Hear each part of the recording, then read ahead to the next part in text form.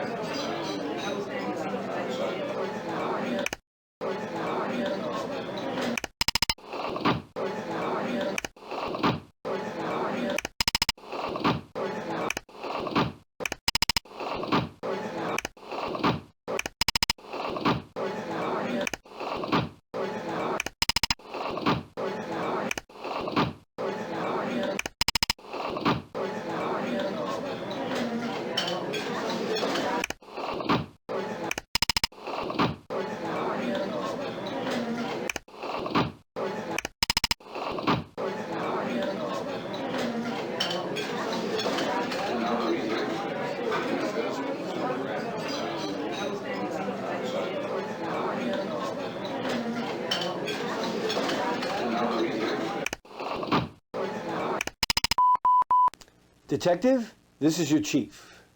Just a reminder, you have 4 hours left to investigate the case.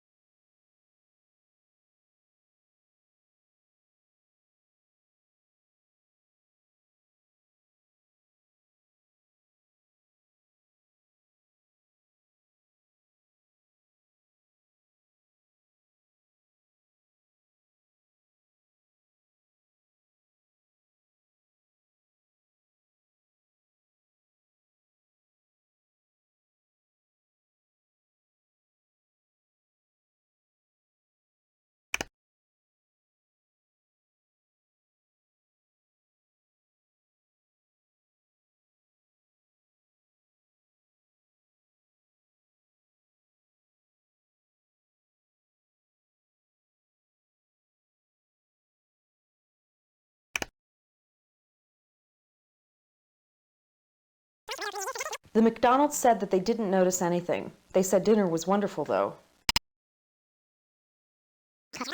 The Schwartzes didn't notice anything in particular. The Thomasons said there was a very drunk man talking loudly at the bar when they left after 8. He was bald on top with sandy-colored hair and a mustache. From the description, it sounds like Talaman.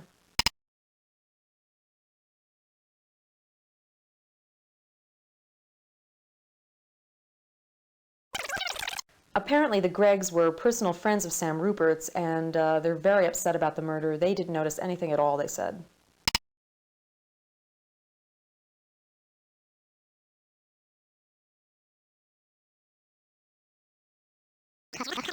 The Lutzis reported that when they left the restaurant at 8:30, they noticed that Sam Rupert, the bartender, and the maitre d' were all escorting a very drunk man to his car.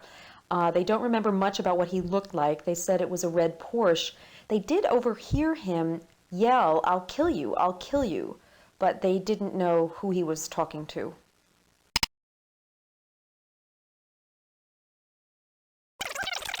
Mrs. Barr answered my inquiry. She said that all she knew was that Sam Rupert was famous for fooling around with women and that probably one of them killed him.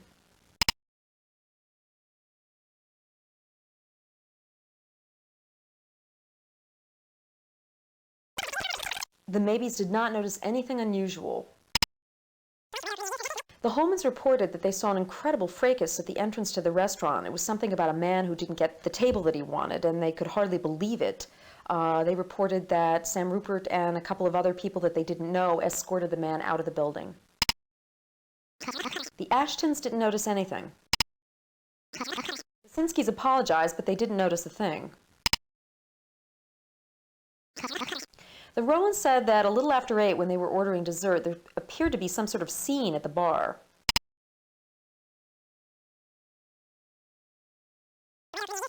The Sens noticed nothing in particular. The number that we have for the Reppins at 7:15 has been disconnected, and I can't find their number in the book. The Hermans say that everything appeared to be normal. They said it was an average Thursday night in a fancy restaurant.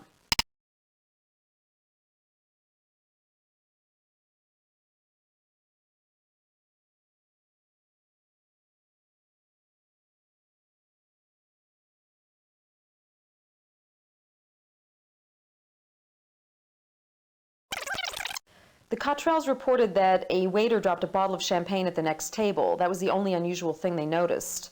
Otherwise, the service was faultless. The Heaths got engaged last night. They didn't notice anything at all. The Mendozas did not notice anything in particular. The O'Clairs say that the oysters were off. The Steinbergs were celebrating a 60th birthday. They drank a bit, and they didn't notice anything odd or unusual.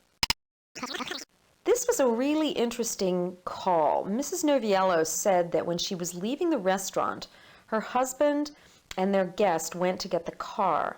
While she was waiting for them at the entrance, she glanced over and noticed a woman in the bushes, trying to hide, looking into the restaurant. She said she wore glasses and she had some sort of red top on.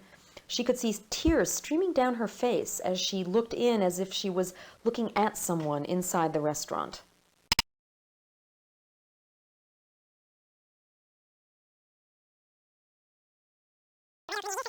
The Curtises didn't notice anything odd.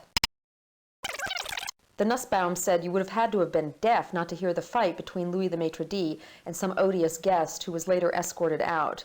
It must have been Talaman. The Steigers didn't notice anything, and they said that the food was marvelous. Detective, 3 hours down, 3 hours to go.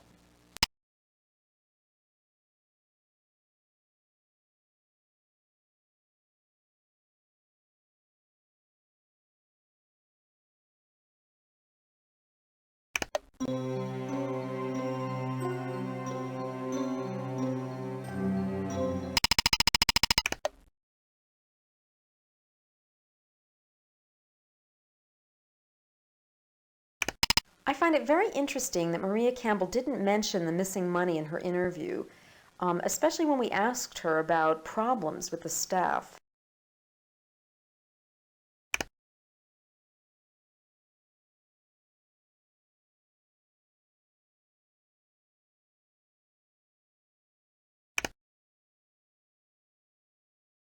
I checked at the dentist, and he reports that Sam Rupert acted perfectly normally.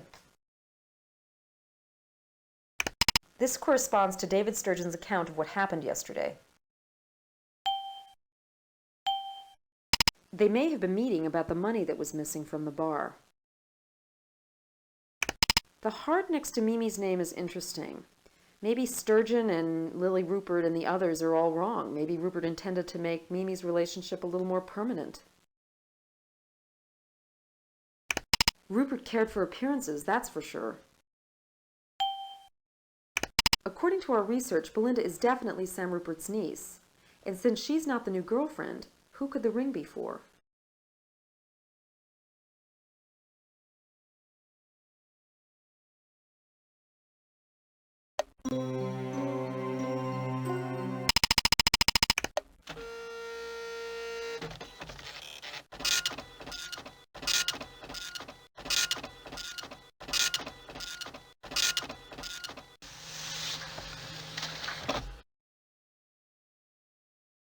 This is the first call that came through from Mimi Andrews.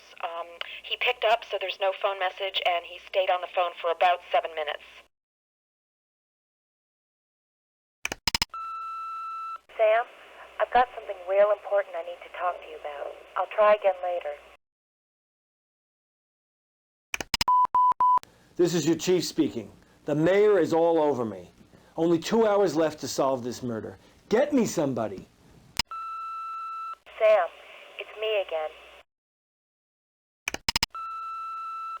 Sam, we need to talk tonight.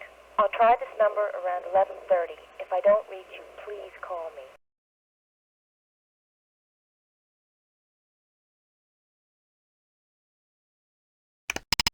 This call lasts only 8 seconds. It came from a phone booth on Alameda Road. It's almost like someone was checking to see if Sam Rupert was in. It's my guess that the murderer made this call.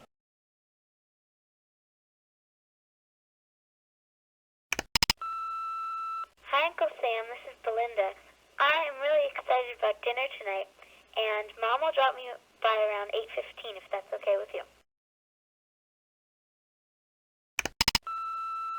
Mr. Rupert, this is Raffles Upholstery, and your chair is ready. You can pick it up anytime.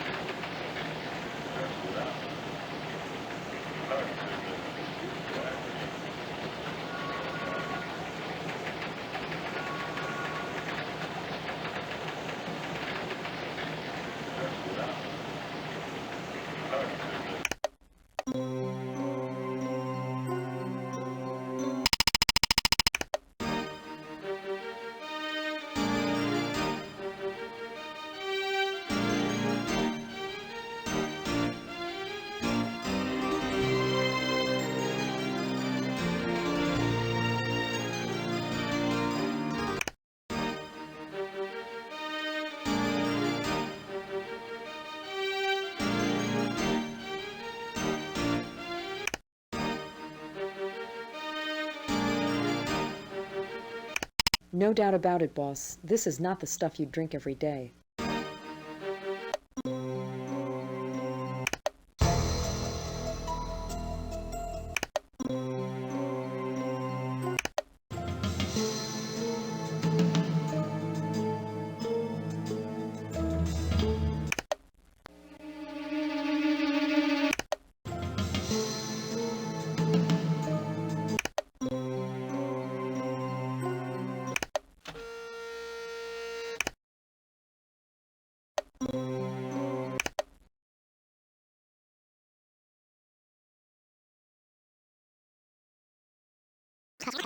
The Steigers didn't notice anything, and they said that the food was marvelous. See the suspect interview on this reservation. The Phelan's phone machine reports that they've left on vacation this morning and they won't be home for 2 weeks. The Olsons didn't notice anything, but then they said they were sat in the rear dining room, which was Siberia as far as they were concerned. The Lees say that Sam Rupert sat down at the next table with a young girl at around 8:15, 8:30. They said she was just exquisite, very pretty apparently. This must be the niece. Detective, only 1 hour left. You have a suspect, I assume.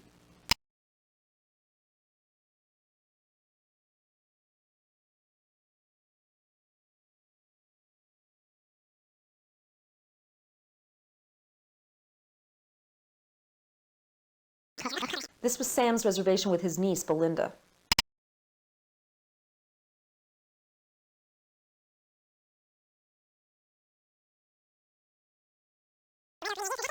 The Jenners apologized, but they didn't notice anything. The Hawks arrived at around 8:15, and when they were coming in, apparently Talaman was getting escorted out. They said he looked terribly upset, and they heard that it had something to do with getting a bad table, which they could hardly believe.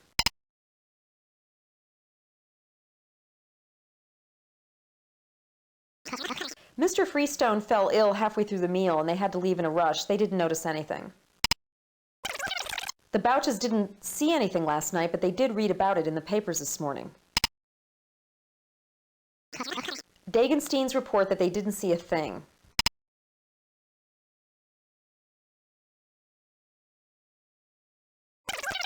Ms. Miller said that she and her partners were celebrating a business deal and that everything seemed okay to them.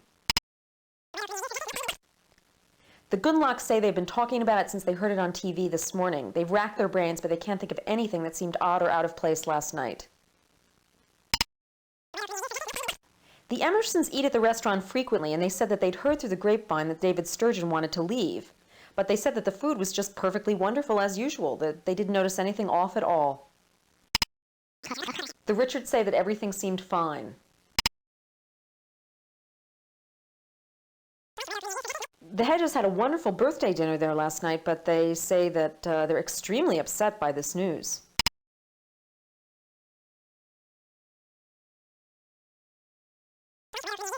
The Gelbs reported that they were both very tired and that they didn't notice anything at all. The Corwins called at 9:15 to cancel. The Kellys didn't see anything. The O'Neills report that Sam Rupert came over to chat to them at one point at about 9:30. They said he seemed in an unusually good mood. Mrs. O'Neill said it seemed like he was in love or something. Detective, do you know who the murderer is?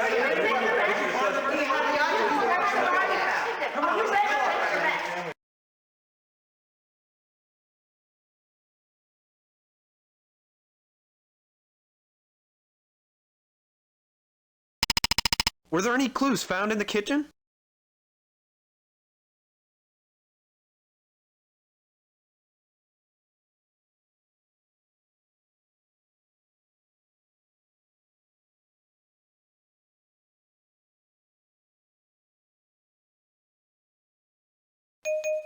Were there any clues found in the main dining room? Was there a knife found anywhere on the premises? Where was it found? Did any celebrities eat at the restaurant last night? Why is the chef a suspect?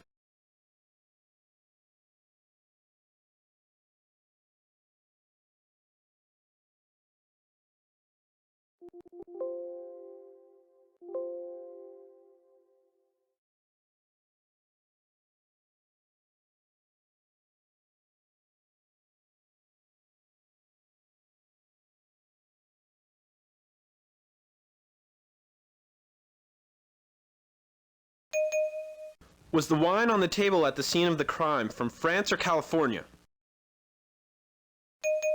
Was the wine found on the table at the scene of the crime a red, a white, or a rosé? How many suspects had the blood type A positive?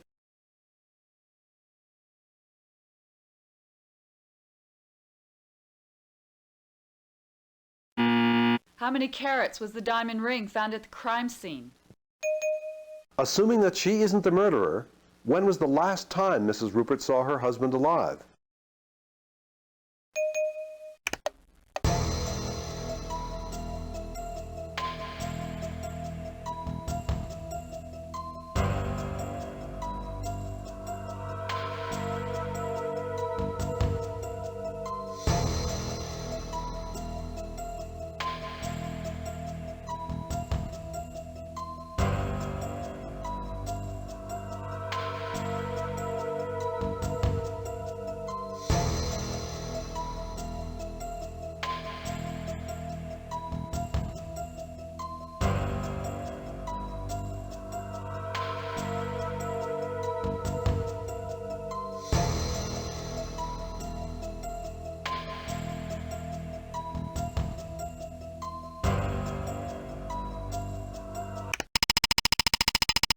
Your time of death is not supported by the autopsy findings, Detective. Please go back and check the facts, then reapply. I'm afraid 6 hours is up. There's another murder that needs your attention. Better luck next time.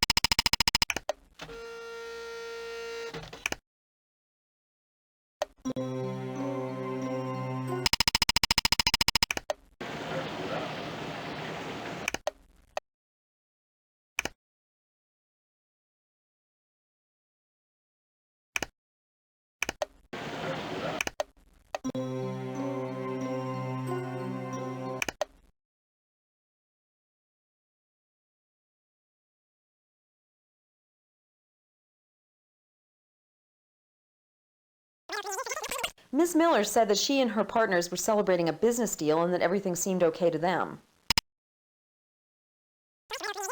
The Hedges had a wonderful birthday dinner there last night, but they say that they're extremely upset by this news. The Gelbs reported that they were both very tired and that they didn't notice anything at all.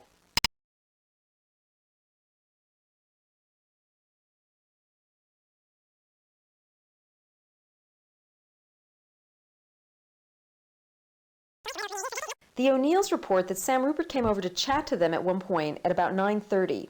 They said he seemed in an unusually good mood. Mrs. O'Neill said it seemed like he was in love or something.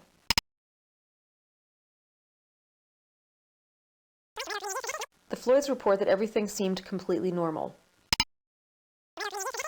The Kirklands didn't see a thing. The Shepherds say that the restaurant was quieting down by the time they arrived at 9:30. Mr. and Mrs. Tomquist didn't notice anything. The Woolcotts say that it was lovely and quiet when they arrived and that their dinner was spectacular. The Rogers report that everyone had a good time and everything seemed fine. The Woods say that they think they were the last people to be served and that the food was wonderful, and they cannot imagine who would do such a thing.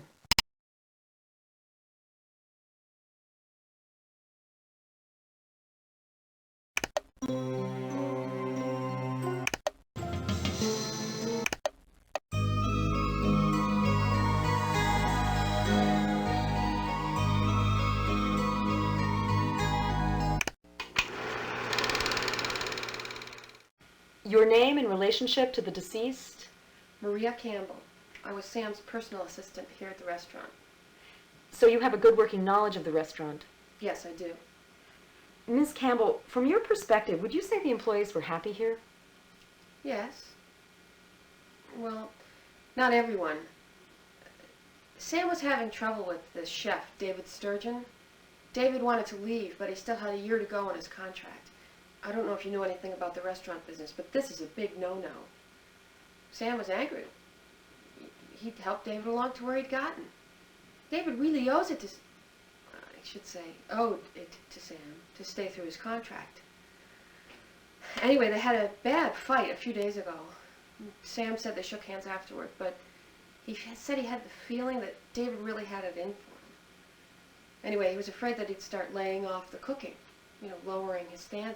Well, did he? No, not so that you'd notice, anyway. Not yet. Did Mr. Rupert say or do anything unusual or different yesterday? Anything that sticks in your mind? No. He did say that he was planning to talk to David again. I think he was going to ask him for a drink after work last night. Did you see them together? No, I left for the day around 5:30. Can you tell me your movements after you left work last night? Yes, of course. I drove to the supermarket to get some bottled water, and I went to the West Ridge Sports Center for my weights workout. That was around 6, and then I showered and went home. I live alone. I spoke briefly to my neighbor, Mr. Fitch, on my way in. That was around 7:30 or 7:45. I spent the evening home alone with my cat, Ralph. If you think of anything else, anything that sticks in your mind, please let us know. I will, of course. You've used an hour of time, Detective. 5 hours left.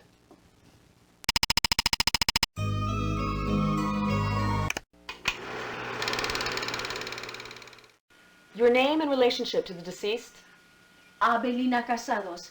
I clean here for Mr. Rupert. I have worked for him for 4 years, and he is a very kind and nice man. I don't know why anybody would want to hurt him. Can you describe exactly what happened this morning? I come in as usual, by the back door, through the kitchen. I unlocked it with my own key. And the kitchen was neat and clean, just like Mr. Sturgeon always leaves it.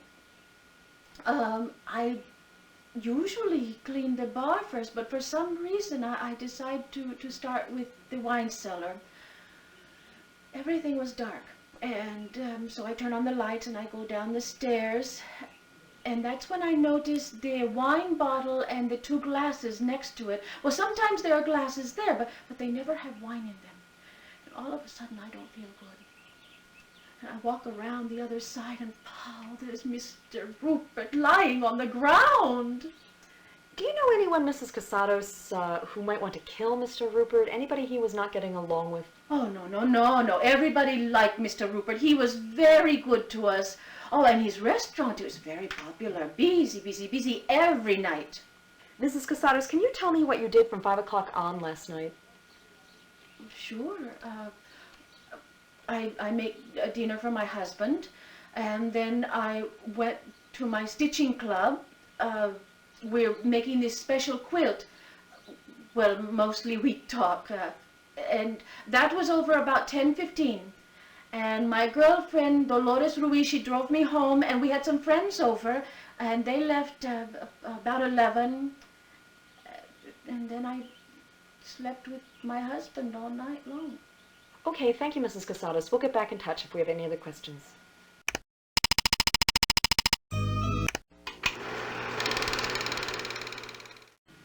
Your name and relationship to the deceased? Louis Perez Lacey. I'm a maitre d' here at Sam's. I want you to know I considered Sam a good friend. and this whole thing may be all my fault. What do you mean, Mr. Paris-Lacey? Well, last night we had a guest for dinner. His name is Edward Talman. He's been here before. One of those rich, demanding types. He does something in the film business. Anyway, he called at the last minute and said he had to have a certain table for dinner. When he got here, it was taken. I mean, he just flipped. You know, he said that we promised. I don't know, maybe he'd been drinking.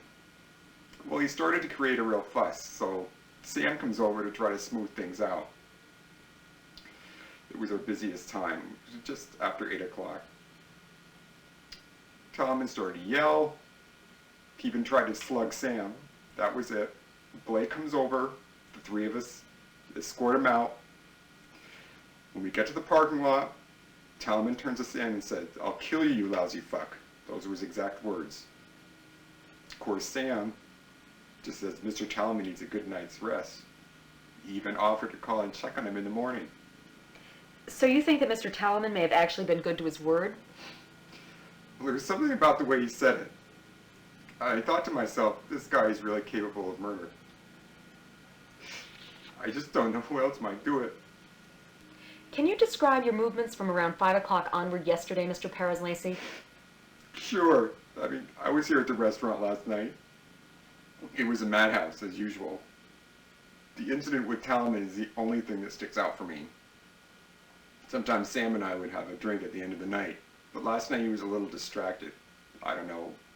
He's been working hard lately. So I said goodnight to him in his office and left. It was around 11:30. Yeah, 11:30. I remember looking at the clock on his desk. Sam was on the phone. I mean, he looked kind of funny, but maybe he was just tense. Anyway, on the way home, I stopped at the convenience store, the one on Brigham and Hutch. I bought a pack of cigarettes there. The boy there knows me. And I just went home and read myself to sleep. Okay, that's all for now, Mr. Paris-Lacey. Thank you very much. Certainly.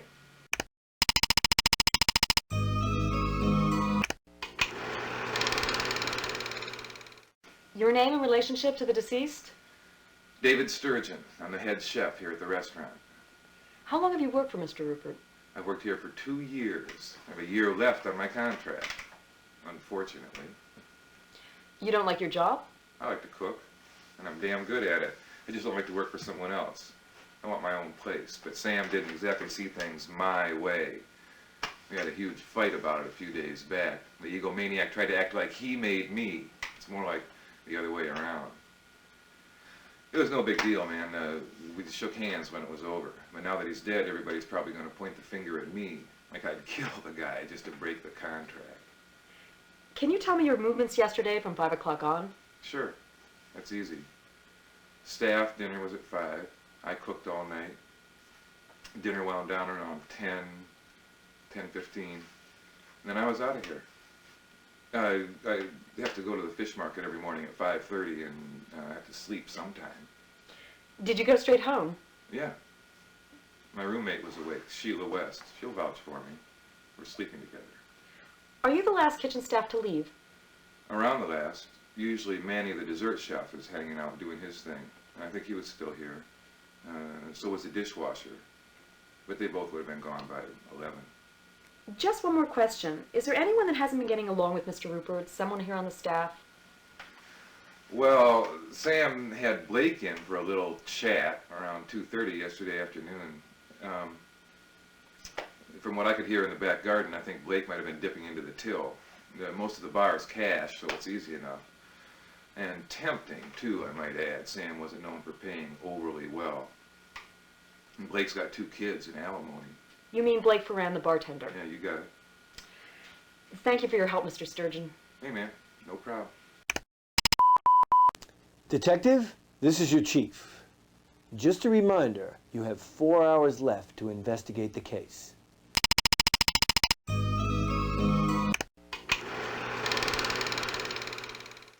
Your name and relationship to the deceased? My name is Mimi Andrews. I was a good friend of Sam's. I looked out for real estate deals for him. How long had you known Mr. Rupert? About a year and a half. We met at a dinner for heart research. It was held here at the restaurant, March 19th last year. When was the last time you saw or spoke with the deceased? I saw Sam yesterday afternoon around 3 o'clock. We went to look at some land, commercial acreage near the freight airport. We took my car, and then I dropped Sam back off here at the restaurant around 6 o'clock. Do you know anyone, Miss Andrews, who may have wanted to kill Sam Rupert? I can provide you with a lead if that's what you're after. Try David Sturgeon, Sam's chef. David had about a year left on his contract, and he wanted to break it. He said that he had an investor who was going to set him up in his own place. Sam wouldn't hear of it. Sam said if David tried to do anything, he would tie him up in court. And according to Sam, David got real ugly about it. Well, they had a fight just 2 days ago in front of half the staff. Ask them. If you ask me, David had every reason to kill him. Can you tell me exactly what you did last night, Miss Andrews, after you dropped Mr. Rupert off? Well, sure. I stopped by the office to finish up some paperwork. Lana Kindle was there and can verify that for me. Then I went to the Thai place on Pine for takeout on the way home. I climbed into bed and watched The Accidental Tourist on HBO. My mother called around 9:30, and I drifted off by 11. Thank you for your help, Miss Andrews. That will be all for now.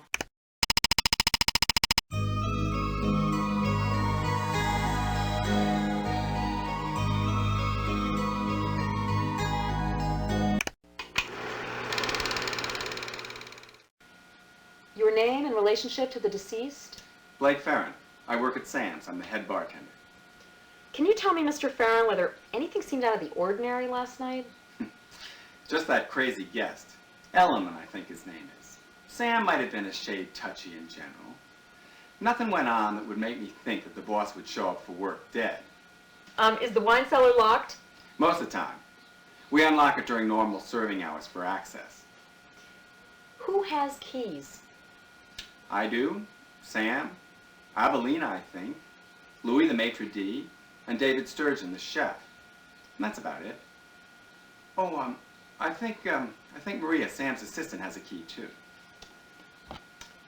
Who locked the wine cellar last night? I left at 11. Louis said he'd take care of it. Do you have any idea who might want Sam Rupert dead? You mean, do I know who killed him? No. But I half hope it was Lily. You mean Mrs. Rupert? Well, she had the motive. See, Sam plays around. He's done it ever since I've known him. I got a feeling it's been going on for quite a while. Right in front of her face. In front of their friends. People probably wonder why she didn't do it sooner. Can you tell me what you did after leaving work last night? Sure. It was early by Sam's standards when I got off, so I went and shot some pool with some guys I know down at Little Richard's on Simmons Street. I was there from 11 till 2:30. Hey, any number of people saw me, you can ask. Thank you, Mr. Farron. Anytime.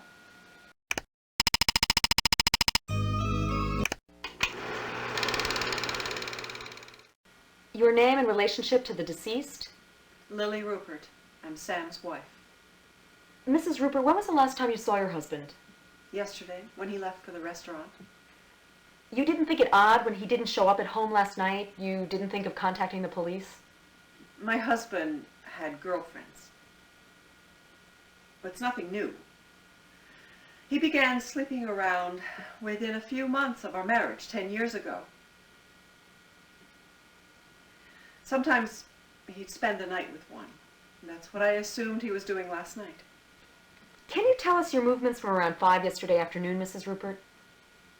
Yes. I had 2 women friends in for dinner. My sister Anne and her daughter Belinda were here from out of town. Belinda kept a date with her uncle at the restaurant, and we had a ladies' night here. The guests left at about 12:30. My sister and I talked for about an hour, and then we went to bed. Was your husband acting odd or different in any way lately? No. He was his usual, charming, preoccupied self. Thank you for now, Mrs. Rupert. That will be all. You know, I thought I would feel a lot more sorry, but I'm not. In a way, I'm relieved. Detective, 3 hours down, 3 hours to go.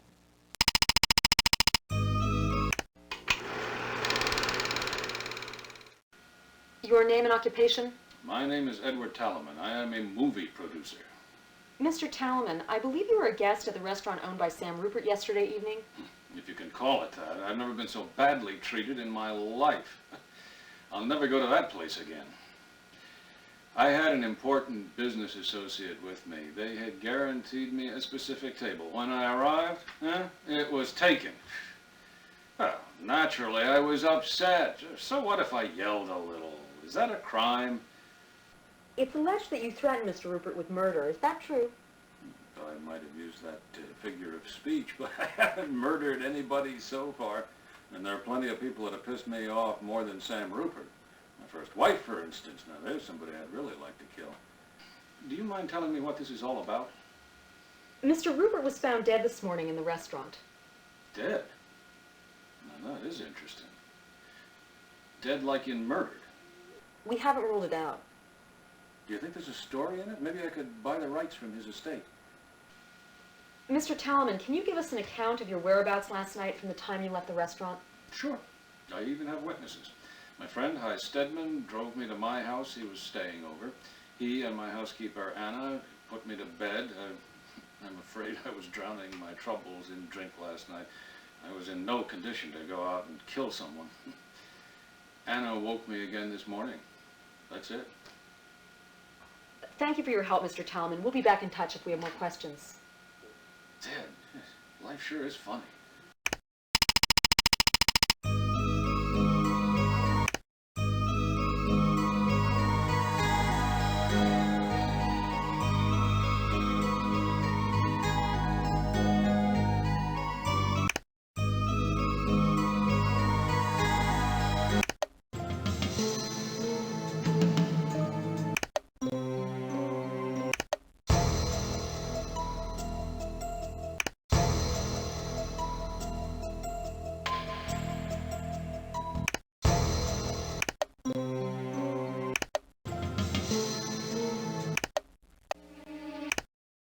This alibi checks. The neighbor said that he talked with Miss Campbell last night at around the time that she said. The only problem, and it's the same problem we have with Mimi Andrews, is that after 7:30, we only have the suspect's word.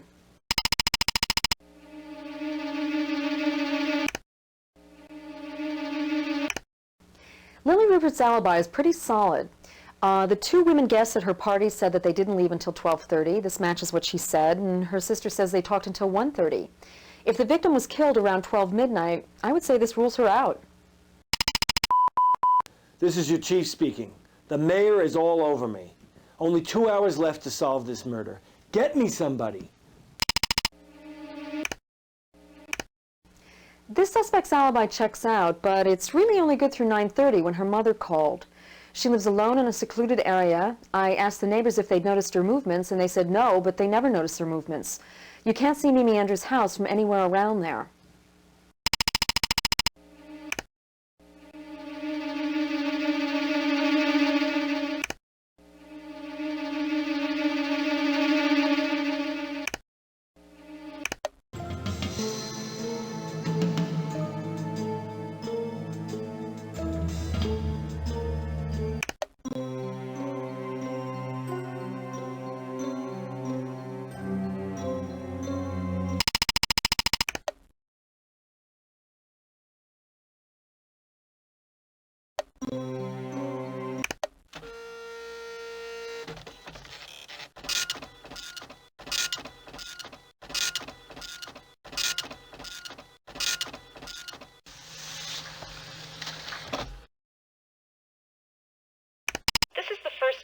That came through from Mimi Andrews.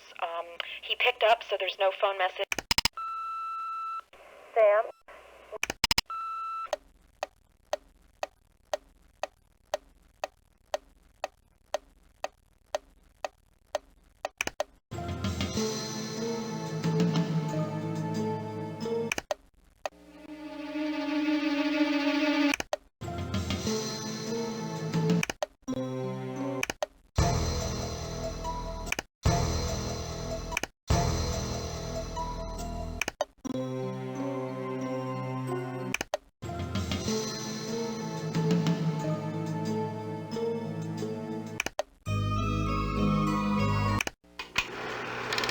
Your name and relationship to the deceased? Detective, only 1 hour left. You have a suspect, I assume.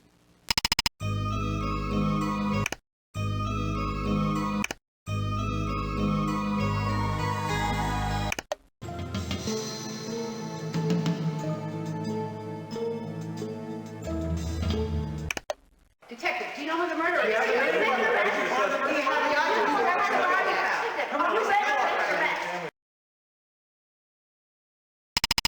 What region of Bordeaux contains the Chateau Latour vineyards? How many suspects are there? How long is a bottle of Chateau Latour aged in barrels? What kind of wine was found at the scene of the crime?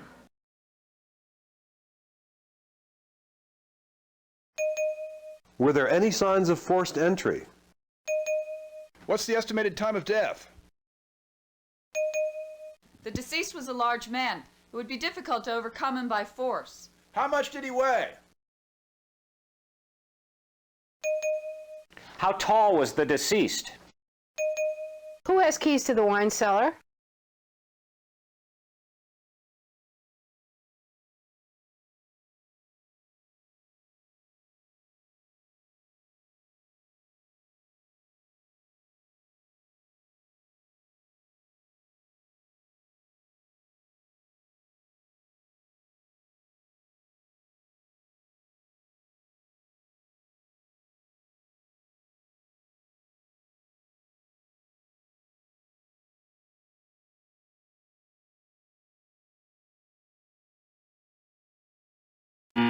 What was the name of Edward Talaman's housekeeper? It looks like you've done your homework, Detective. Now you can conduct in-depth interviews with up to 3 suspects, or go straight to making your warrant application. In either case, good luck.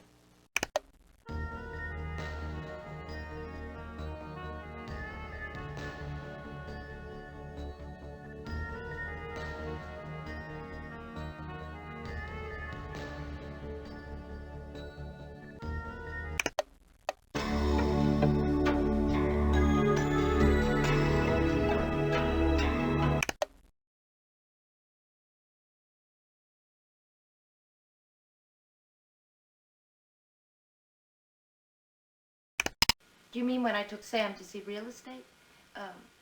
A blue wool mini dress. Sam liked short skirts.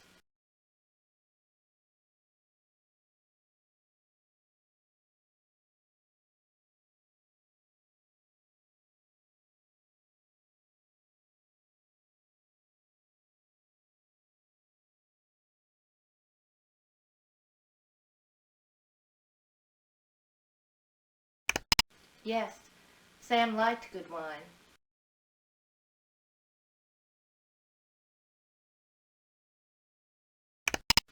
I wouldn't say there was one particular favorite. Perhaps Chateau Margaux. It's a red Bordeaux.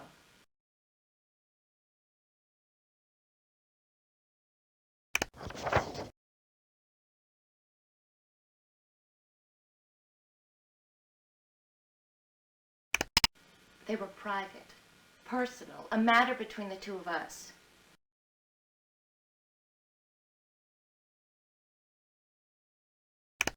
I had come to a decision and I wanted to talk to Sam about it.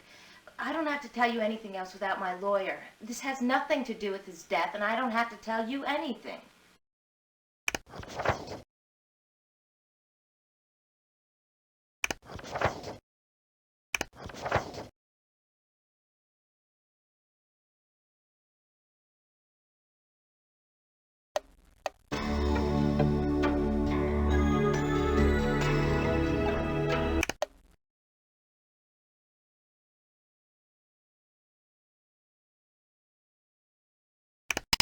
Yes. Yes, I did.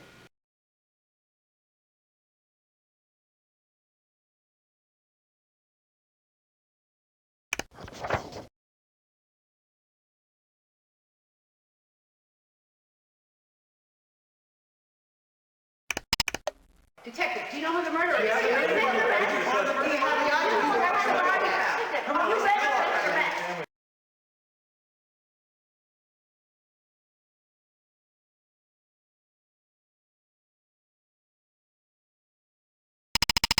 I understand there was an interesting piece of evidence found in the victim's jacket pocket. Can you tell us what it is? What clues were found in the stairwell leading to the wine cellar? Why is the chef a suspect? Assuming that she isn't the murderer, when was the last time Mrs. Rupert saw her husband alive? How many reservations total did Sam's have last evening? What was the clue found in Mr. Rupert's mouth?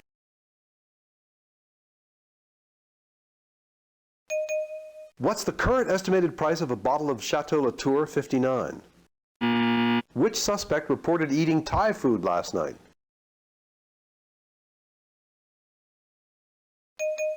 What region of Bordeaux contains the Chateau Latour vineyards? Who has keys to the wine cellar?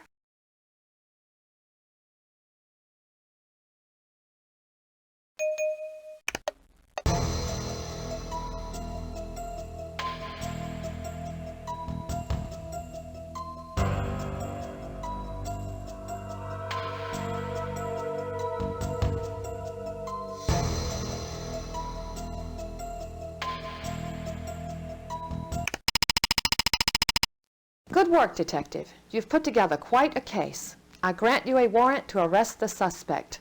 I hope you've found your murderer.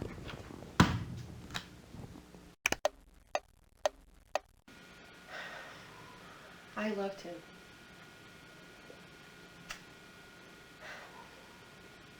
And he was never going to love me. Not ever.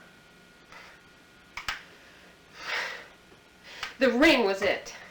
I knew when he bought the ring for Mimi, he was going to leave his wife and ask her to marry him. I kept thinking he was going to figure it out. She didn't even love him, the bitch. I kept thinking that he was going to finally figure out that it was me he loved. So I did the only thing I could. The only thing I could do that would keep him mine. And so there's nothing. There's absolutely nothing you can do to me that could touch me now, because he's mine, and that's all I care about. I must admit, I'm pretty impressed that you saw past the knife. I thought you'd nail David Sturgeon for sure, but I don't care. I don't care.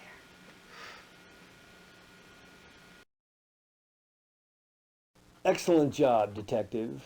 That was a tough case. Say, aren't you due for a promotion soon?